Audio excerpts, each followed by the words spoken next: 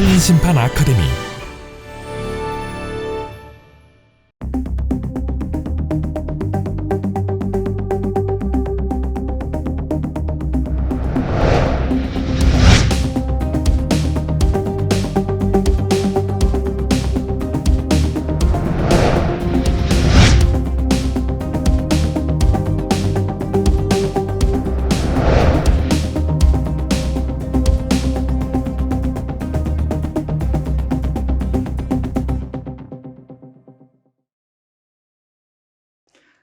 안녕하세요.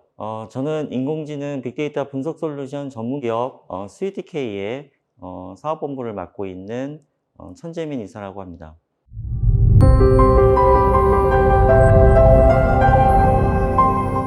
최근 정보통신 기술과 스포츠의 만남이 본격화되고 있습니다.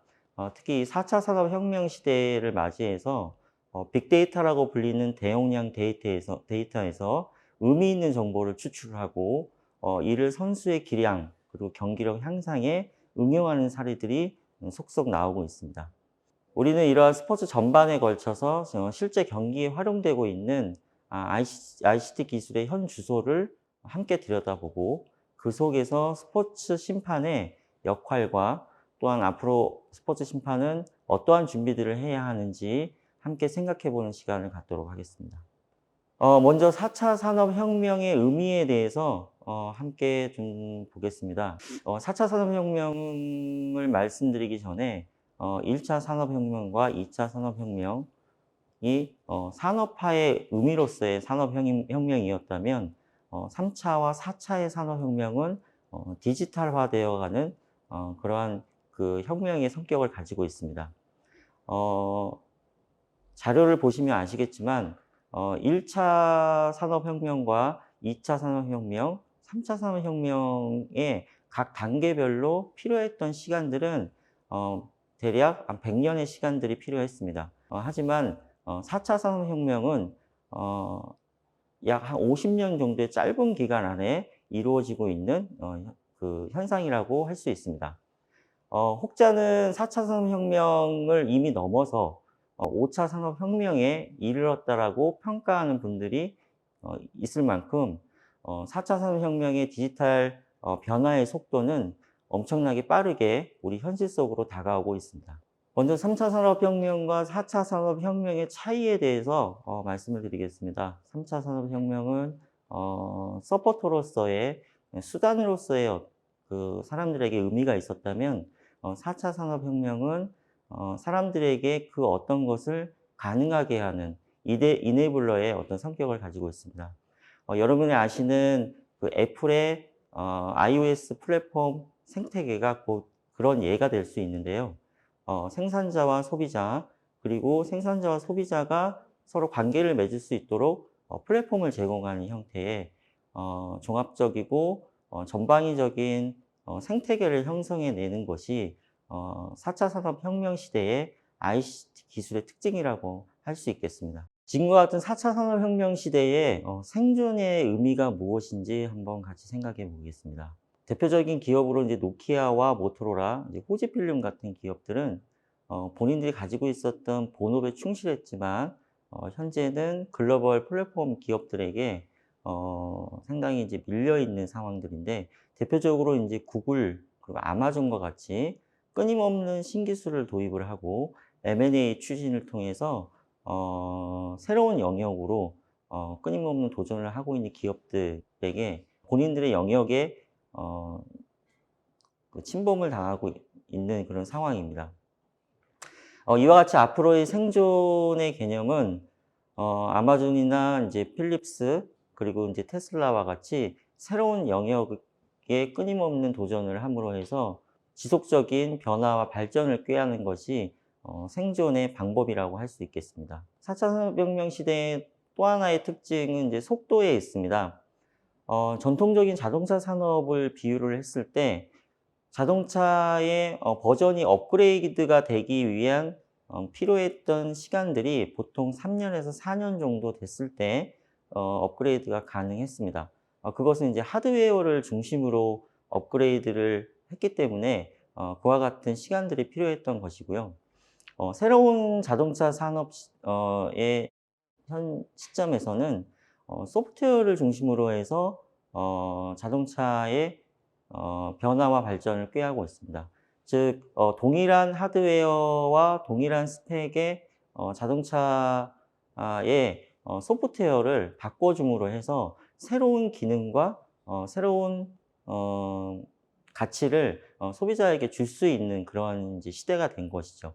그래서 자동차 산업의 발전 속도가 예전에 과 비교했을 때 몇백 배 빠른 그런 속도로 자동차에 빠르게 진화하고 있다라는 점이 4차 산업혁명 시대의 특징이라고 할 수 있겠습니다.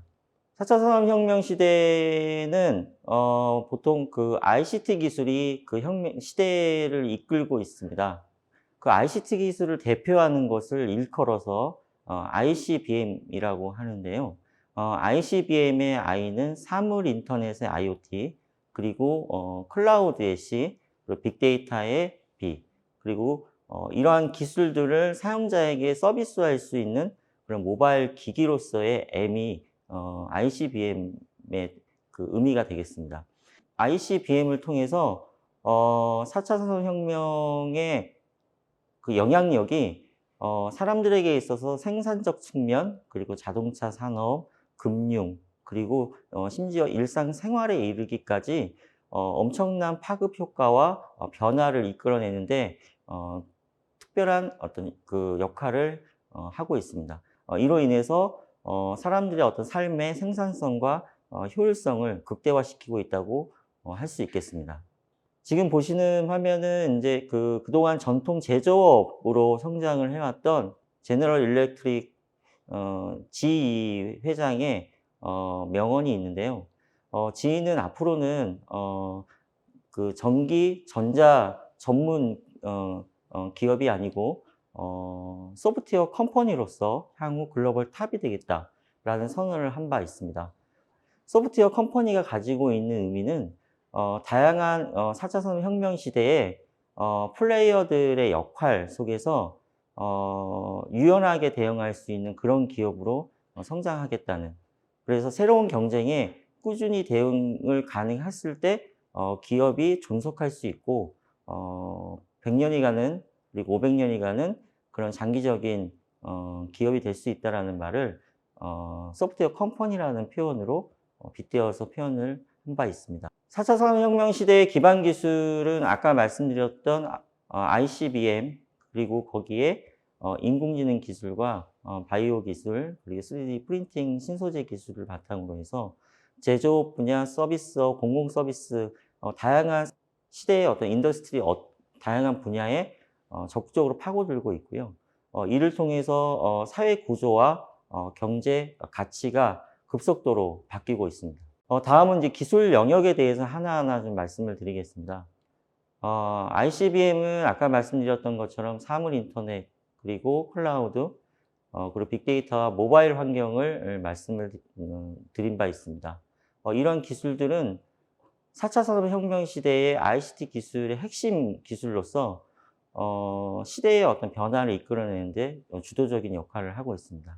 먼저 사물 인터넷에 대해서 말씀을 드리겠습니다. 사물 인터넷의 시작은 사물과 사물이 서로 통신할 수 있는 그런 환경으로서의 머신 투 머신의 개념에서 시작을 했습니다. 이러한 이제 IoT 기술은 서비스 영역, 그리고 플랫폼 영역, 그리고 네트워크 통신 영역, 그리고 디바이스 영역, 이 전방위적인 어떤 그런 그 ICT 밸류체인 범위 안에서 다양한 역할들을 수행하는 그런 역할로 자리매김을 하고 있습니다. 사물 인터넷에 대해서 조금 더 말씀드리면 사물 인터넷은 초창기에 단순히 기계와 기계가 통신하는 정도로 생각을 했습니다. 그 이후에 그 RFID라든지 NFC 이와 같은 근거리 통신 기술이 발전을 하면서 사물과 사물이 1대1로 통신하는 범위를 벗어나서 1대 다의 어떤 그 통신을 할 수 있는, 그래서 기계와 기계가 서로에게 데이터를 주고받을 수 있고 그 주고받은 데이터를 통해서 실행의 판단을 할 수 있는 그런 시대로 접어들고 있습니다. 이후에는 이러한 그 사물 인터넷 기술이 세상에 있는 모든 만물, 즉 사람을 포함한 생물체에까지 인터넷이 연결이 돼서 만물 인터넷의 개념으로 발전을 하고 있습니다. 다음은 이제 클라우드 서비스에 대해서 말씀을 드리겠습니다. 클라우드 서비스는 우리가 이제 생활하면서 발생하는, 그리고 휴대폰을 사용하면서 생기는 모든 데이터들이 클라우드라고 하는 그 별도의 어떤 공간에 데이터가 쌓이는 현상을 의미를 하는데요. 대표적인 예로 저희가 이제 집에서 사용하고 집이나 회사에서 사용하는 노트북의 환경이 저희에 최적화된 소프트웨어와 그런 서비스 환경으로 구축이 되어 있는 경우들이 있겠죠. 이런 경우들이 클라우드 컴퓨팅 환경이 되면 저에게 어떤 기기가 있다라고 하면 그 기기를 통해서 어떤 시간과 장소에 구애받지 않고 동일한 제 PC의 환경을 그대로 활용할 수 있는 그런 환경이 됩니다.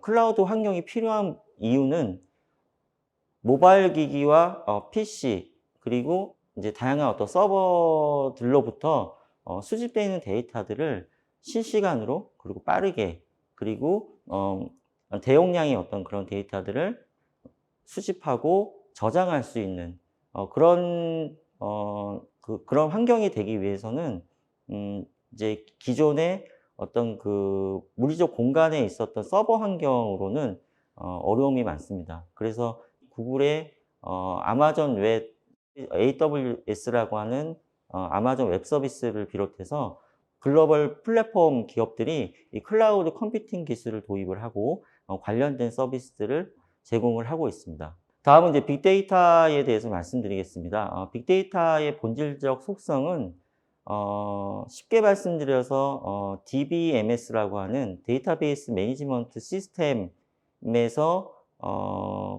이제 컨트롤이 안 되는, 관리가 안 되는 데이터들을 일컬어서 이제 보통 빅데이터라는 개념이 생겨나기 시작을 했는데요. 그 의미는 DBMS 같은 경우에는 보통 단순한 숫자라든지 이제 영어의 알파벳 정도의 정해져 있는 그 데이터 포맷에 맞춰진 데이터들에 한해서만 DBMS에서 관리가 가능합니다. 하지만 저희가 이제 최근에 모바일을 이용하고 SNS 서비스, 다양한 어떤 그 기기를 통해서 멀티미디어 콘텐츠, 그리고 이제 긴 문장, 자연어, 이런 DBMS에서 관리가 안 되는 그런 데이터들이 발생을 하는데, 이 데이터들의 양이 엄청나게 많은 양이 발생을 하게 되고, 이 데이터에 대한 분석 수요가 생겨나기 시작하면서 빅데이터라고 하는 개념들이 생겨나기 시작했습니다. 그래서 빅데이터의 특징을 세 가지로 말씀을 드리면, 첫 번째가 방대한 양으로서의 볼륨이라고 하는 개념이고요. 두 번째는 데이터가 수집되는 속도가 굉장히 빨라야 합니다. 그래서 데이터 생성 속도의 벨로시티의 의미가 있고, 그리고 아까 말씀드렸던 것처럼 다양한 형태의 데이터들로 구성이 되어 있습니다. 그래서 이 보통 빅데이터의 개념을 3V로 표현을 하곤 합니다. 빅데이터가 스포츠 현장에서 활용되는 사례들은 최근에 쉽게 저희가 확인을 할 수 있습니다. 대표적으로 지금 그 화면에 보시는 이제 축구 경기를 하기 전에 IBM에서 시도를 했던 것인데, 선수들이 이제 훈련이나 경기를 하기 전에 발목이라든지 손목, 그리고 이제 그 활동량이 많은 부위에 사물 인터넷 기기를 착용을 하게 합니다. 이 사물 인터넷 기기는 즉 이제 센서가 부착이 되어 있다는 것을 의미를 하고, 이 선수들의 호흡수라든지 맥박, 활동 형태들을 실시간으로 수집을 해서 빅데이터의 어떤 개념으로 클라우드 서버에 수집이 되고요. 그 수집된 데이터는 실시간으로 또한 분석관들에게 선수들의 기량과 건강 상태를 확인할 수 있는 그런 모니터로 서비스를 제공을 하게 합니다. 이와 같은 이제 빅데이터의 기술은 조금 전에 말씀드렸던 것처럼 ICBM이라고 하는 사물 인터넷, 클라우드, 빅데이터, 그리고 모바일의 그 네 가지 기술 영역들이 적절하게 조합이 되어 가면서 서로의 어떤 시너지를 내고 그로 인해서 사람들에게 가치 있는 서비스를 제공하는 그런 의미로 이해를 하시면 되겠습니다. 이와 같이 빅데이터를 활용하는 스포츠는 조금 전에 축구 외에도 뭐 야구라든지 테니스, 뭐 인제 럭비 이런 종목들을 통해서 선수의 기량, 경기력 향상뿐만 아니라 선수의 건강 상태까지도 실시간으로 체크하는 그러한 기술로 발전을 하고 있습니다.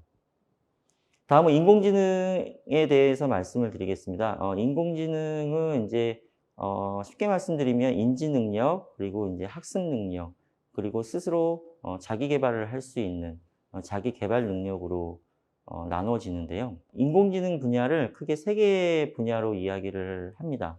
첫 번째가 인제 알고리즘 파트가 있고요. 두 번째가 빅데이터. 빅데이터는 인제 그 인공지능이 학습할 수 있는 그런 어떤 근거가 되는 어떤 데이터들을 인제 학습 데이터라고 하는데 이러한 이제 빅데이터 영역이 있고, 마지막으로 이러한 것들을 가능하게 하는 물리적 컴퓨팅 파워 파트가 있습니다. 요즘 알고리즘 같은 경우에는 그 인터넷에 접속을 해서 서치를 하게 되면 상당히 많은 유용한 알고리즘들이 많이 나옵니다. 그리고 인제 컴퓨팅 파워 같은 경우에는 또 인제 그 우리나라의 그 IT 기술 그리고 반도체 기술에 의해서 이제 컴퓨팅 파워 기술은 점점 고도화되어 가고 있고 사양이 좋아지고 있습니다.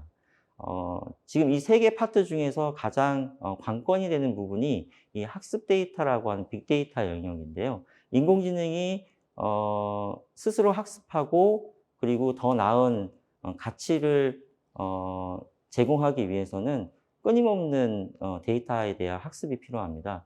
근데 이 학습 데이터를 구축하기 위해서는 상당히 많은 자본이 들어가고 시간이 필요하기 때문에 최근에 인제 우리나라 같은 경우에는 국가에서 주도적으로 인공지능 학습 데이터 셋 구축 사업을 통해서 민간에서 이를 쉽게 활용할 수 있도록 사업을 진행을 하고 있습니다.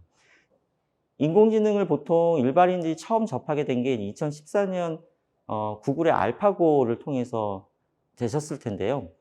이 알파고는 조금 전에 말씀드렸던 것처럼 방대한 양의 학습을 통해서 만들어진 그 인공지능이라고 할 수 있습니다. 그래서 10만 개 이상의 지금 현재는 더 많은 어떤 기보를 학습을 시켰겠죠. 당시 10만 개 이상의 바둑 기보와 그리고 1200 개의 어떤 CPU를 통해서 그렇게 해서 만들어진 게 구글의 알파고라고 이해를 하시면 되겠습니다. 인공지능의 특징은 스스로 학습한다는 의미로서 그 가치가 있는데요. 인공지능을 처음 만들었던 기술의 기반이 되는 것이 사람의 뇌와 유사한 그러한 뇌로를 신경망을 컴퓨터로 구현해낸 것이 그 시작이 되었습니다. 그 신경망을 통해서 사람이 세상을 인식한 걸 바탕으로 해서 어떤 판단을 내리듯이 컴퓨터도 기계로 만들어진 신경망, 즉 뇌로를 통해서 사물을 인식하고 거기에 맞는 이제 판단을 하게 됩니다. 이러한 기술을 통틀어서 기계학습 또는 딥러닝 기술이라고 말을 합니다. 다음은 이제 통신 기술에 대해서 말씀드리겠습니다. 통신 기술은 4차 산업혁명을 이끄는 데 아주 주도적인 역할을 하고 있는데요. 조금 전에 말씀드렸던 이제 빅데이터 기술, 사물 인터넷 기술, 그리고 클라우드 기술, 이 모든 기술은 네트워크 통신 기술이 받쳐주지 않으면 불가능한 기술들입니다.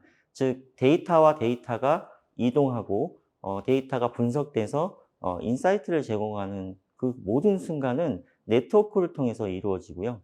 이 네트워크의 속도의 발전이 곧 4차 산업혁명을 주도했다라고 해도 과언이 아닐 거라 생각을 합니다. 지금 현재 5 시대에 저희는 살고 있습니다.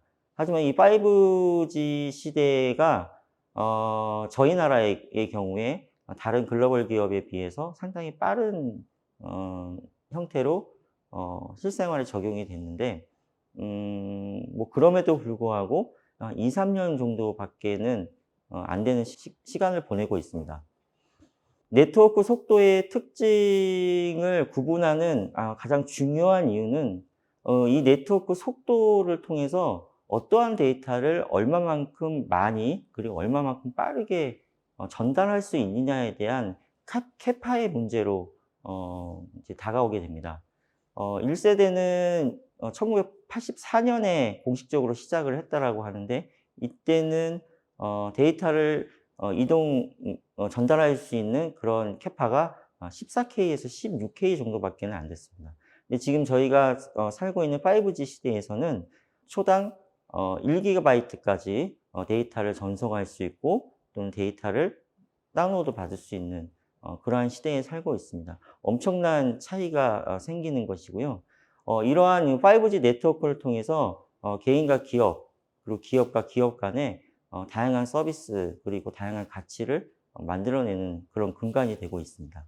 다음은 VR 가상현실, 증강현실, 그리고 혼합현실에 대해서 말씀을 드리겠습니다. 가상현실은 요즘 이제 뭐 게임이라든지 이런 분야에서 많이 이제 활용이 되고 있는 분야이기도 한데요. 가상현실의 기술은 증강현실, 즉 이제 어그멘티드 리얼리티라고 하는 현실 속에서의 가상 현실을 보여주는 그런 기술로, 최근에는 이러한 기술들을 일컬어서 메타버스라고 하는 용어가 새로 생기기도 했는데요. 이 메타버스의 개념은 가상과 현실이 구분되지 않는 그러한 현상을 일컬어서 메타버스라고 하는 말로 표현을 합니다. 이런 기술들이 사람들에게 전혀 부자연스럽지 않게 다가오게 됨으로 해서 메타버스라고 하는 그러한 새로운 어떤 세상에 사람들이 경험을 할 수 있고 그 안에서 생활할 수 있는 그러한 개념들이 생겨나고 있습니다. VR 같은 경우에는 현실 세계가 전혀 없는, 즉 모든 가상현실만 존재하는 환경을 의미하고요. 증강현실은 현실 세계에 가상현실이 애드돼서 보여지는 현상, 그리고 마지막으로 이제 혼합현실이라고 하는 MR의 경우에는 현실 세계에 적절히 융합해서 조화를 이루는 그러한 기술을 일컬어서 믹스드 리얼리티라고 하는 MR 기술이 생겨나기 시작을 하고 있습니다. 아까 말씀드렸던 것처럼 이러한 기술들은 특히 최근에 이 모바일 기기를 통해서 다양한 형태로 사람들에게 서비스가 되고 있습니다. 단순히 이제 엔터테인먼트적인 서비스도 있고, 그리고 사람들의 실생활에 밀접하게 관여할 수 있는 그런 서비스들로 발전을 하고 있는데요. 이 모바일 환경이 갖는 의미는 언제 그리고 어디서나 누구나 서비스에 접속할 수 있고 서비스를 이용할 수 있다는 장점이 있고, 이러한 3대 속성에 의해서 그만큼의 다양한 데이터들이 또한 클라우드 환경에 수집이 되고, 그 수집된 데이터를 통해서 사람들에게 더욱 새로운 어떤 가치를 제공할 수 있는 그러한 의미로서의 모바일이 최근에 서비스의 대부분의 어떤 채널, 인터페이스, UI로 자리매김을 하고 있습니다. 이러한 이제 ICBM이 실제 스포츠에 적용된 사례를 보실 텐데요. 이 사례를 보시기에 앞서서 간단하게 최근에 이러한 사례들을 잘 표현하고 있는 영상을 간단하게 보시고 다음 얘기를 이어가도록 하겠습니다.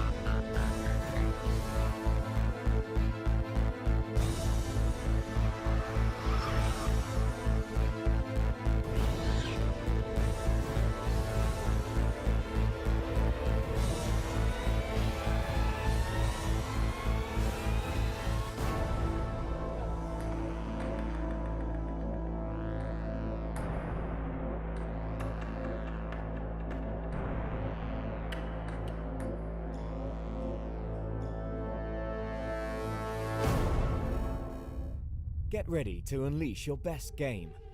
This is the MyCoach Smart Ball. This latest innovation from Adidas coaches you to kick like a pro. Pinpoint your foot strike. Know the power of your kick. See the effective spin and the flight path to become a master of dead ball kicks. Get game. Improve yourself and share your results. Match pro-level kicks and perfect your performance. Challenge yourself and share with your friends. Unleash your best. Know your game to improve your game. All you need to take your performance to a whole new level.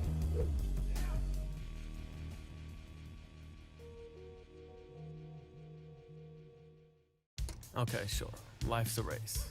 But since when is it about coming first? It's not about her, or him, or... yeah. This is about you.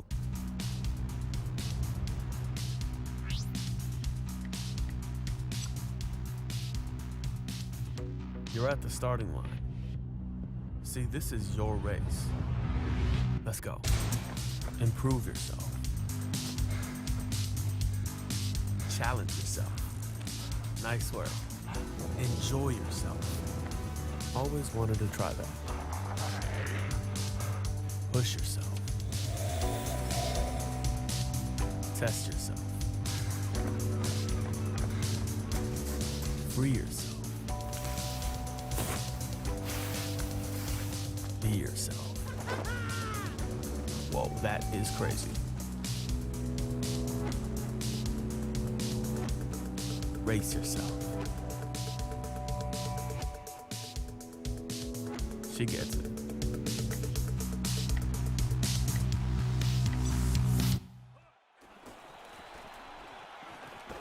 Perfect pass. Great catch. That's a first down.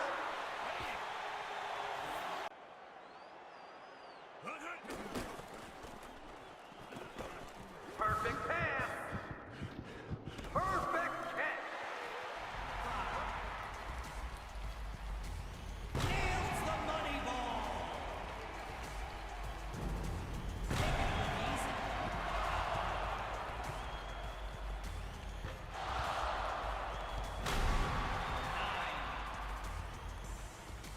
Can't make the money ball.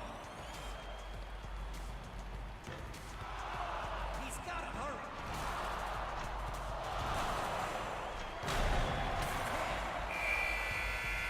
He won't be happy with that.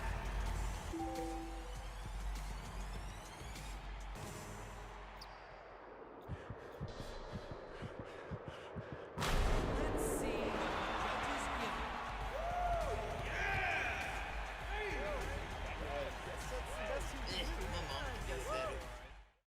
먼저 ICBM의 기술이 스포츠에 적용된 사례 중에 사물 인터넷 측면을 먼저 살펴보겠습니다. 가장 최근에 그 대표적인 서비스가 아디다스에서 개발한 이 마이코치라고 하는 서비스입니다. 이 마이코치는 스마트 볼 공 안에 내장 센서를 이용을 해서 공의 스피드라든지 스핀, 궤적, 타격 포인트 등을 분석을 해서 이런 다양한 분석 결과를 스마트폰 관련 앱에 사용자에게 제공을 하는 그런 시스템입니다. 이러한 데이터와 정보를 통해서 그 킥의 자세와 공을 차는 힘의 강약 등 개인의 기술 향상을 위해서 개별 코칭 서비스가 가능하게 되고요. 이러한 마이코치 스마트볼은 축구 외에도 농구, 그리고 야구, 배구 등의 폭넓게 서비스가 제공이 되고 있습니다. 특히 이 농구 같은 경우에는 대표적인 스마트볼 제품으로 월슨 X 커넥트라고 하는 스마트 농구공이 대표적인 사례가 될 수 있겠습니다. IoT를 활용한 스포츠 사례 중에 골프장에서도 이와 유사한 사례들이 속속 나오고 있습니다. 아이캐드라고 하는 그 이제 모바일 스마트폰에서 구현하고 있는 이제 앱인데 그 스윙을 할 그때 그 타격 속도라든지 타격 방향 이런 것들을 실시간으로 모바일과 스마트폰에 데이터를 전송을 해서 사용자 그 선수에게 그 적절한 어떤 그 코칭을 해주는 그러한 서비스로 자리매김을 하고 있습니다. 다음은 이제 의류와 스포츠 의상과 관련된 것인데요. 저는 이제 이것을 이제 이렇게 개인적으로 표현을 합니다. 보이는 곳에서 보이지 않는 곳으로의 진화라고 표현을 하는데요. 앞에서 보셨던 것들은 스포츠 선수에게 팔목이라든지 손목, 그리고 허리 이런 곳에 웨어러블 형태의 기기, 센서 기기를 착용을 해서 데이터를 수집을 했다면 이러한 슈트와 같은 의상 같은 경우에는 이러한 센서를 보이지 않는 곳에 내장시킴으로 해서 다양하면서도 정밀하게 데이터를 수집을 하게 됩니다. 아까 말씀드렸던 것처럼 이런 센서 기반의 스포츠의 활용 형태들은 특히 이제 선수의 몸 상태를 체크하고 거기에 대해서 적절한 피드백을 줄 수 있는 그런 형태로 주로 이제 활용이 되고 있습니다. 다음은 이제 빅데이터 분석과 경기력 향상에 대한 사례입니다. 빅데이터 활용의 대표적인 사례로서 IBM의 이제 슬램 트래커가 있습니다. 이 슬램 트래커는 이제 선수의 어떤 그 경기력이라든지 기량이라든지 이런 것들을 분석함으로 해서 승자를 미리 예측하는 그런 시스템으로 발전을 하고 있습니다. 지금 보시는 화면은 이제 2013년 호주 오픈, 2013년 프랑스 테니스 오픈 대회에서 조코비치가 승리한다라고 하는 예측을 맞췄던 그런 사례들, 그리고 이제 프랑스 오픈 같은 경우에는 나달이 승리한다라고 하는 것을 거의 100% 예측을 한 사례를 볼 수 있습니다. 즉 이제 그 다량의 방대한 양의 그 해당 선수의 데이터를 수년간 수집을 하고 분석을 통해서 이 선수가 승리했을 경우 그리고 패배했을 경우 각각의 상황별로 어떠한 패턴들이 벌어졌는지를 분석을 해온 것이고요. 이 분석 결과를 통해서 승률을 예측하는 그런 플랫폼으로 발전을 해왔습니다. 그래서 그 조코비치와 이제 나달의 승리를 예측을 했는데, 물론 이제 이런 것들이 사회에서 긍정적으로 활용이 될 수도 있겠지만, 뭐 부정적으로 이제 그 복권이라든지 이런 쪽에 이제 활용이 될 수도 있겠죠. 다만 이런 그 예측 시스템이 갖는 의미는 단순히 승패를 예측한다라는 의미를 넘어서서 선수와 그 경기의 종합적인 향후 준비 그리고 훈련 이런 것의 방향을 설계하고 계획할 수 있다는데 큰 의미가 있다고 할 수 있겠습니다. 다음은 이 가상기술이 가져오는 스포츠 환경의 변화에 대해서 말씀드리겠습니다. 이 가상기술을 통해서 실제 이제 집이나 어떤 그 공간에서 실제 경기장에 나와 있는 듯한 느낌을 받을 수 있도록 가상기술이 급속도로 발전을 하고 있고요. 특히 이제 미국의 넥스트 VR 같은 회사 같은 경우에는 HMD라고 하는 헤드 마운티드 디바이스를 통해서 실제 내가 그 현장에서 선수로서 플레이어로서 경기를 할 수 있는 느낌까지도 함께 제공을 하고 있습니다. 다음은 이제 스마트 이제 스타디움인데요. 본 사례는 SK텔레콤이 인천 경기장에 5G 스타디움을 시연을 했던 사례를 보실 수 있는데요. 여기서 그 전광판을 통해서 사용자들은 관중들은 싱크뷰 또는 타임 슬라이스 같은 영상을 전광판에서 실시간으로 볼 수가 있고 스마트폰으로 실시간 선수들의 기록과 데이터들을 또한 모니터링을 할 수가 있습니다. 또한 본인이 가지고 있는 스마트폰을 통해서 자신의 자리를 쉽게 찾아갈 수 있는 그런 내비게이션 서비스까지를 제공하는 그러한 복합적인 그 시연 서비스를 2017년도에 SK텔레콤에서 시행을 한 바 있습니다. 이런 것들도 스마트 기기라고 하는 모바일 기기와 사물 인터넷 기술 그리고 빅데이터 기술들이 접목이 돼서 복합적인 어떤 그 기술의 접목을 통해서 시연이 가능한 것으로 보여지는데요. 특히 SK텔레콤이 이 사업을 하게 된 배경에는 5G라고 하는 본인들이 가지고 있는 5G 기술을 세상에 홍보하기 위해서 이런 시연을 한 걸로 예측이 됩니다. 다음은 이러한 기술의 융합을 통해서 또 학교에서도 요즘같이 이제 미세먼지라든지 코로나라든지 실외에서 학생들이 운동하기 어려운 이런 환경들이 계속 벌어지고 있는데요. 가상현실 기술을 이용을 하게 되면 실내에서 스포츠 시설을 동일한 환경을 만들어 놓고 체육 수업을 받을 수 있는 그런 환경을 만들 수가 있습니다. 대표적인 예로 이제 성동구에 있는 옥수초등학교에서 2016년도에 이와 같은 이제 기사가 나와 있는 게 있는데 이건 실제 사례이고요.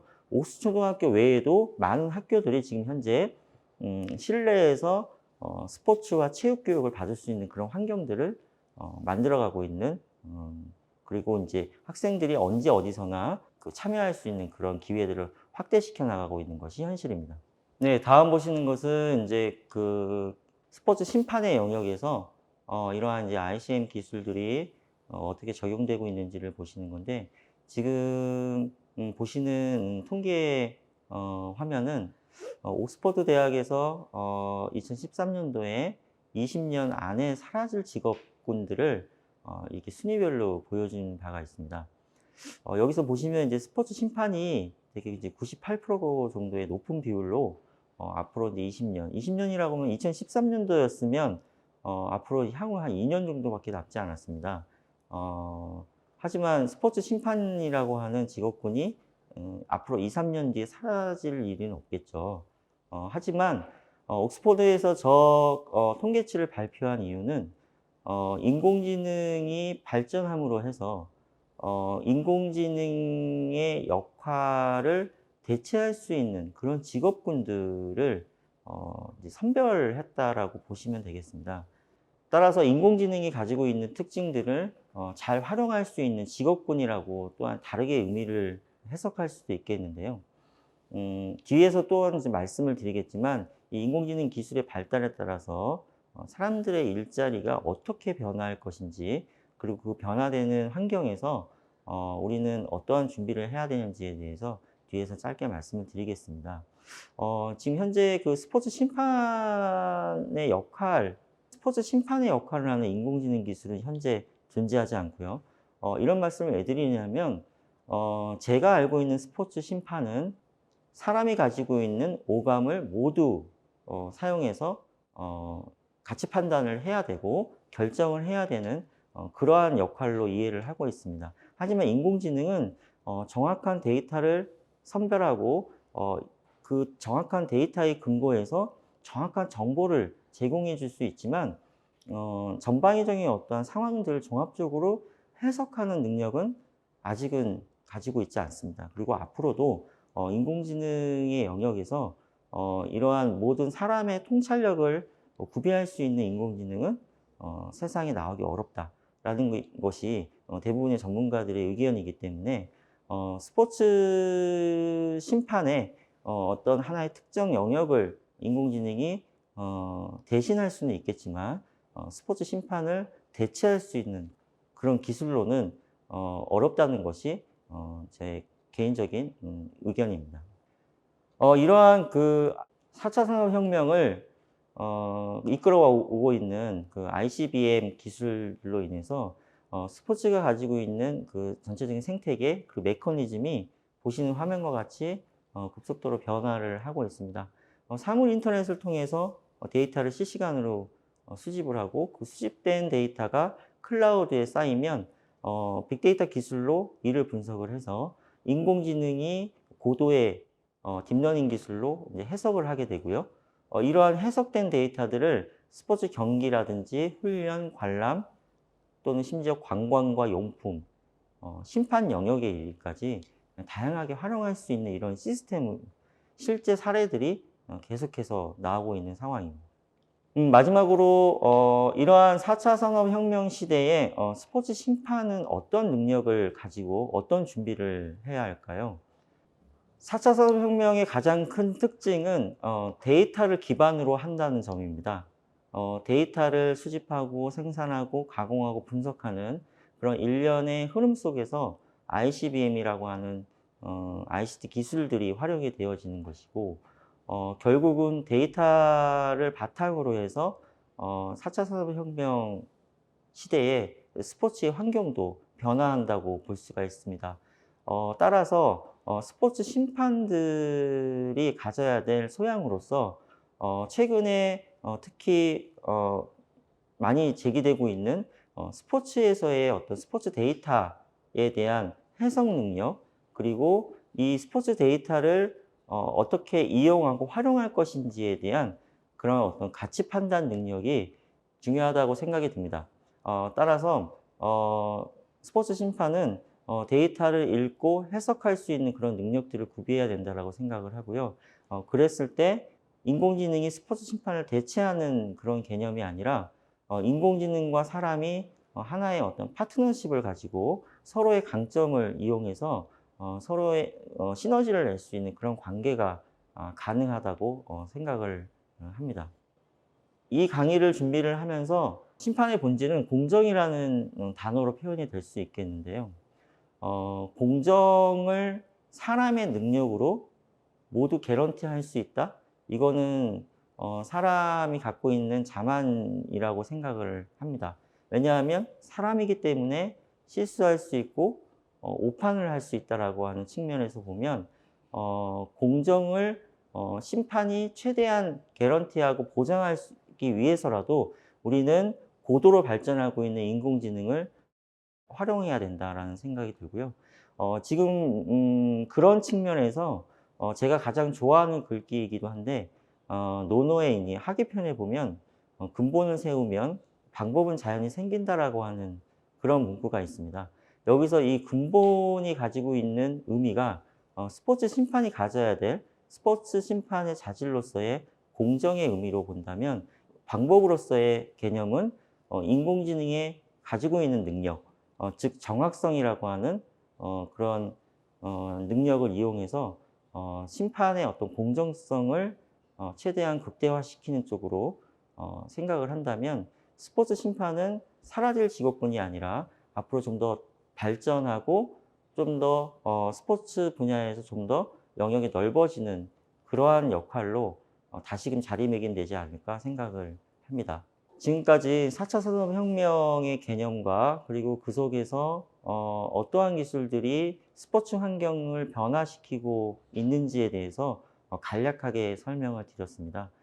마지막에 말씀드렸던 것처럼 스포츠 심판이 이러한 시대에 적절하게 어떻게 대응하는 것이 바람직한 것인지에 대해서 함께 진지하게 고민하는 그런 시간을 오늘 이 시간을 통해서 그런 기회를 좀 가져봤으면 좋겠습니다.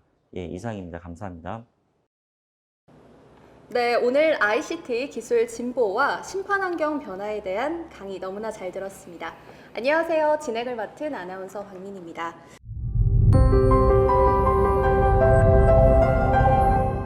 네, 어떤 강의든 강의 이후에 이렇게 질의응답 시간을 갖게 되는데요. 오늘은 이렇게 영상, 비대면으로 여러분을 만나게 되다 보니 그런 점이 참 아쉬우실 것 같아요. 그래서 오늘은 특별히 질문을 대표로 해주실 고려대학교 체육학과 김동빈 학생 나왔습니다. 안녕하세요. 네, 안녕하세요. 저는 고려대학교에서 체육과 인문학과 문화산업을 전공하고 있는 26살 김동빈입니다. 네, 반갑습니다. 젊은 세대다 보니까 ICT 기술 발전에 대해서 더욱 관심이 많을 것 같은데요. 오늘 강의 좀 어떻게 보셨나요? 새로운 시스템의 도입이 저한테 매우 흥미롭게 들렸습니다. 기존 축구 VAR 시스템이 존재하는 것을 알 수 있는데 이에 더해 새로운 스포츠의 과학화가 점차 진행되는 것을 알 수 있었던 것 같습니다. 그럼 이어서 오늘 강의 더 궁금한 점들 자세히 이야기 나눠보는 시간 갖도록 하겠습니다. ICT 기술이 매우 흥미롭고 스포츠의 요소를 조금 더 풍족하게 하는 것을 알 수 있는데, 하지만 이것이 도입이 된다면 스포츠 심판 판정이 주는 자체가 주는 즐거움은 다소 사라질 것이라고 생각이 듭니다. 그런 점에 있어서 스포츠의 획일화가 진행이 될 것 같은데 이 점에 대해서 어떻게 생각하시는지 궁금합니다. 스포츠 심판 심판과 ICT 기술, 즉 이제 인공지능이라고 대표되는 기술의 그 형태가 저는 그 둘의 관계를 이제 파트너 또는 동반자 또는 이제 저희가 어렸을 때 얘기했던 어떤 짝 이런 관계로 좀 부르고 싶습니다. 그 의미는 어느 한 일방에게 서로에게 서포트를 해주고 도움을 주는 어떤 그런 상호적인 관계가 기본이 돼야 된다고 생각을 하기 때문이고요. 아까 그 강의 시간에도 말씀을 드렸지만 이러한 그 인공지능 기술에 의해서 스포츠가 가지는 본질, 특히 이 심판의 역할의 본질의 공정이라든지 이런 그 합리성이라고 하는 부분들이 인공지능의 어떤 그 정확성을 담보할 수 있는 이런 능력들로 보다 사람들에게는 신뢰를 줄 수 있고 그 신뢰감을 바탕으로 한 재미라고 한다면 그것은 지금에 벌어지고 있는 어떤 그 판정 시비라든지 이런 것들을 잠재울 수 있는 오히려 더 큰 즐거움을 사람들에게 줄 수 있지 않을까 이렇게 생각을 합니다. 네, 이렇게 더 큰 즐거움을 줄 수 있지 않을까라고 말씀을 해주셨는데 혹시 다른 질문 또 있을까요? 네, 로봇 심판의 개입이 야구 말고 특정 스포츠 제외하고 다른 여타 스포츠에도 적용이 될 수 있는지 그것이 궁금합니다. 네, 그 지금 이제 정부 주관으로 국가 주관으로 하고 있는 사업들 중에서 인공지능이 학습할 수 있는 데이터셋을 구축하는 그래서 그 구축된 데이터셋을 민간에서 자유롭게 활용할 수 있는 그런 환경 토대를 마련하기 위한 사업들을 벌이고 있습니다. 그 사업들 중에 하나가 사람 동작 인식이라고 하는 즉 이제 휴먼 포즈 에스티메이션이라고 하는 데이터셋을 구축하는 사업이 있는데 그 사람 동작 영상을 인식하는 분야가 스포츠뿐만이 아니라 사람의 일상생활에서 벌어지는 행동하는 사람 동작 영상 인식 기술에서는 사람과 관련된 모든 동작에 대한 판단을 인공지능이 할 수 있도록 데이터셋을 다양화해서 준비를 하고 있는데요. 특히 사람이 어떤 특정한 행동을 했을 때 이 행동이 심지어는 이 사람의 심리까지도 분석해서 유추할 수 있는 그렇기 때문에 사람의 동작을 판단을 해서 이 종목이 어떤 종목이고 이 종목에서 어떠한 액션을 취하고 있는지에 대한 판단은 지금의 기술로도 충분히 가능하기 때문에 종목의 종류와는 무관하게 그 종목의 특성을 인공지능이 사전에 학습만 할 수 있다면 충분히 그런 ICT 기술 접목이 가능하다고 생각이 들고요. 네, 이러한 측면에서 각 종목별로 심판의 어떤 룰이라든지 심판의 판단을 내려야 되는 어떤 그런 그 룰에 대해서는 아까 말씀드렸던 것처럼 충분하게 기계학습이나 딥러닝 기술을 이용해서 인공지능에게 학습을 시킬 수 있다면 그런 부분들은 충분히 가능하다라고 말씀을 드릴 수 있겠습니다. 네, 저도 스포츠를 굉장히 사랑하고 아끼는 팬으로서 스포츠는 개개인이 노력해서 얻어내는 그런 희열, 또 팀이 전략을 짜서 승리를 얻어낸다든지 그런 걸로 완성되는 스포츠라고 생각이 들거든요.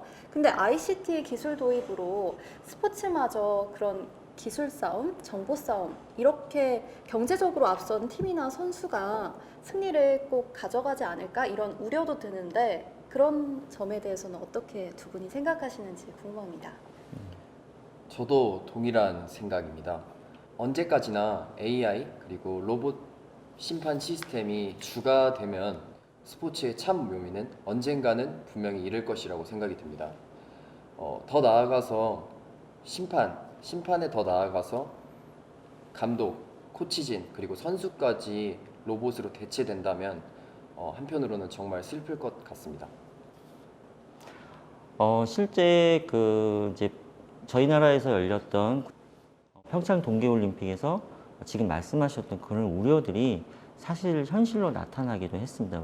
그 내용은 무엇이냐면 각 나라별로 그 훈련을 이제 올림픽을 준비하기 위해서 선수를 이제 트레이닝을 시킬 때 나라별로 고도의 어떤 ICT 기술을 이용해서 트레이닝을 시킨 나라들의 성적이 좋았다는 그런 실제 결과들이 나타나고 있기 때문에 방금 말씀하셨던 것처럼 단순히 사람의 어떤 노력이라든지 사람이 가지고 있는 고유의 어떤 능력만으로 스포츠 경기를 할 수 있는 시대는 이미 지났다라고 말씀을 드릴 수밖에 없는 상황이고요. 이러한 ICT 기술을 저희 나라뿐만 아니라 다른 나라에서도 열린 마인드를 가지고 적극적으로 도입을 했을 때 그랬을 때 스포츠 경기의 발전을 같이 동호할 수 있는 그런 기회가 될 거라고 생각을 합니다. 네, 그런 우려가 현실로 나왔던 적도 있다고 말씀을 하셨는데 그렇게 열린 마음으로 도입을 해야 앞으로의 방향도 잘 나아갈 것이다 라고 말씀을 해주셨어요. 혹시 또 다른 질문 있을까요? 지금도 스포츠 심판을 준비하고 있는 준비생 그리고 저와 같은 학생들이 굉장히 많은 걸로 알고 있습니다.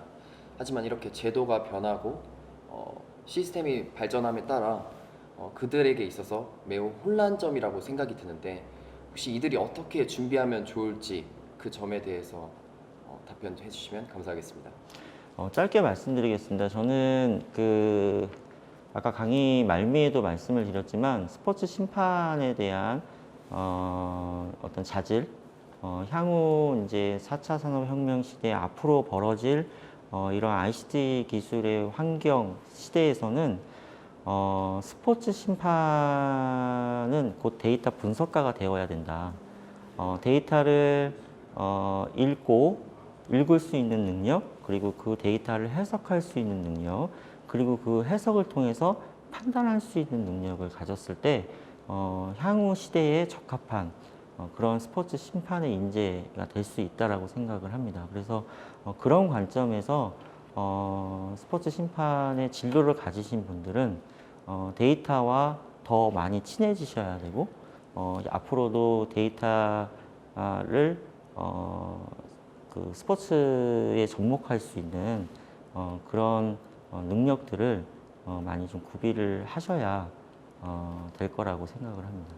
혹시 그런 능력을 키우기 위해서는 어떤 방법이나 기회가 있을까요? 지금 현재 이제 국내에서 그 스포츠 데이터 분석의 그 이제 교육 과정들이 있긴 있습니다. 물론 이제 그런 것들이 많지는 않지만 뭐 대학원이라든지 어떤 그 단기 분석 과정이라든지 이런 과정들을 뭐 인터넷 검색을 해보면 쉽게 찾아볼 수 있고요. 또 하나의 방법은 데이터 분석 툴이 또한 많이 배포가 되어 있습니다. 그래서 그 분석 툴을 이제 대부분이 이제 인터넷에 올라가 있는 분석 툴들은 이제 프리 버전들이 대부분이기 때문에 이런 프리 버전들을 다운로드 받아서 한번 사용을 해본다든지 그래서 내가 관심 있는 스포츠 종목의 데이터들이 어떻게 형상화되고 어떻게 해석되고 어떻게 수집되고 있는지 이런 것들을 직간접적으로 경험하는 것이 저는 되게 중요하다고 생각을 하고요. 방금 말씀드렸던 그런 경로들을 통해서 먼저 경험을 해보는 그런 환경들이 충분히 지금 존재한다고 생각을 합니다. 네, 혹시 강사님께서는 동빈 학생에게 궁금한 점이 없으실까요? 앞으로는 이제 기성세대보다는 이제 동빈 학생과 같은 이제 새로운 세대들이 이제 스포츠를 이제 결국은 이끌어 가셔야 될 텐데 지금 공부하고 있는 학생들이 스포츠 환경이 앞으로 어떻게 변화할 것인지 어떻게 예상들을 하고 있는지 그 얘기를 한번 들어보고 싶습니다. 사실 가장 어려운 질문인 것 같습니다. 사실 오늘 A였던 게 내일 A 다시가 될 수 있고 내일 모레는 A 다시가 될 수 있습니다. 여기서 가장 중요한 것은 본질적인 것은 크게 변하지 않는 것이 핵심 포인트인데요. 아무리 변한다 할지라도 본질은 변하지 않기 때문에 만약에 스포츠 심판을 꾸준히 준비해온 준비생 및 학생이라면 그 변화에 빠르게 대처할 것이라고 생각이 듭니다. 네, 이렇게 젊은 세대의 큰 고민이나 걱정까지 말씀을 해주셨는데 오늘 이렇게 좋은 강의와 이야기 나눌 수 있어서 너무 좋았습니다. 함께 해주셔서 감사합니다. 클린 심판 아카데미 첫 번째 강의 잘 들으셨나요? 오늘 강의의 핵심 콕콕 서머리 그 첫 번째 포인트 1. 기술 발전의 키워드 사람, 정보, 공간을 연결하는 IoT와 방대한 양의 정보를 저장하는 클라우드 서비스 수많은 정보를 데이터화하여 분석하고 의견을 제시하는 빅데이터까지 21세기는 스포츠도 정보, 즉 데이터의 전쟁. 포인트 2. 인공지능 기술의 발전으로 스포츠를 예측하고 새롭게 체험하게 되며 스포츠가 더 큰 즐거움을 주고 있는 현실. 앞으로 기술의 발전은 스포츠의 양상 자체를 변화시킬 가능성이 있다는 것입니다. 포인트 3. 대신할 수 있는 기술이 있어도 대체할 수 없는 인간적 통찰력을 지녀야 하는 스포츠 심판. 또한 정부와 사회의 기술 발전에 항상 관심을 갖고 새로운 것을 받아들일 수 있는 열린 마음도 함께 준비해야 합니다. 클린 심판 아카데미 다음 시간에는 4차 산업혁명 시대 스포츠 철학과 심판 만나보겠습니다. 감사합니다.